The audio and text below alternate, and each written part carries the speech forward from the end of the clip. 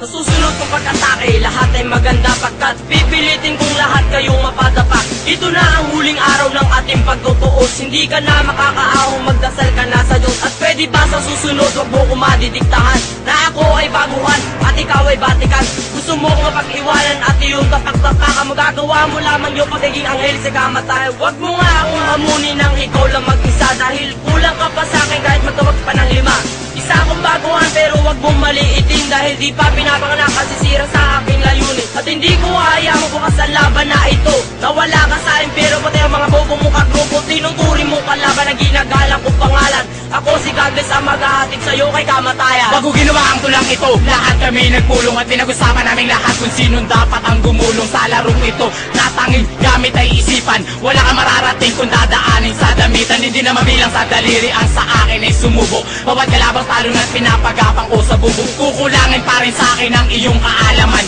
Papatay ka lang sa akin pag kwadrado na ang buwan. Huwag mong ipagyayabang sa amin ang amo mo na batikan, dahil kaya naming lahat ibalik kayo sa putikan. Isang damo ka lang mga ungas ang peste sa larangan. Batalyon man kayo, sabay-sabay kung tatapakan. Kung nag-aalangan ka sa akin, bakit di mo ko subukan ang inyo namang maranasan? Ang lupit na mabatugmaan na aking binibitawan at aking pinapakawalan, na hindi mo kayang iwasan parang buhos ng ulan.